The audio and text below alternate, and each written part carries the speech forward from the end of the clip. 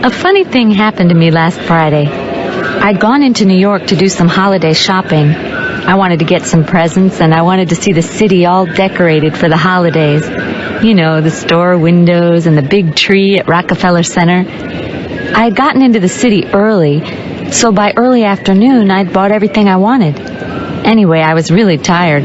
All that shopping in crowded stores. And I'd made plans for that night. I just wanted to get home so I could relax before I had to go out again. I went to the Long Island Railroad at Penn Station. It was well before rush hour. I had apparently just missed a train, and the next one wouldn't be leaving for 40 minutes. So I decided I had time for a cup of coffee. I bought a Times and went into a small donut shop and sat at the counter.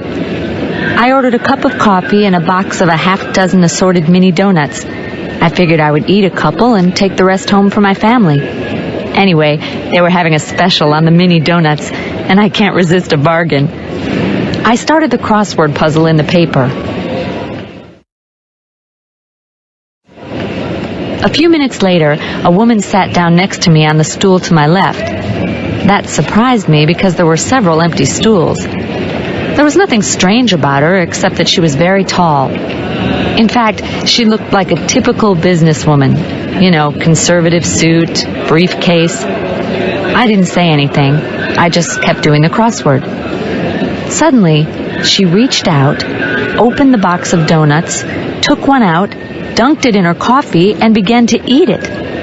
I couldn't believe my eyes. Anyway, I didn't want to make a scene, so I decided to ignore it. I always avoid trouble if I can. I just took a donut myself and went back to my crossword. When the woman took a second donut, I didn't say a word. After all, if I hadn't protested when she took the first one, how could I say anything when she took the second one? I pretended to be very interested in the puzzle. A few minutes later, I casually put out my hand, took another donut, and glanced at the woman. She seemed to be glaring at me. She was making me feel so nervous that I decided to have a third donut.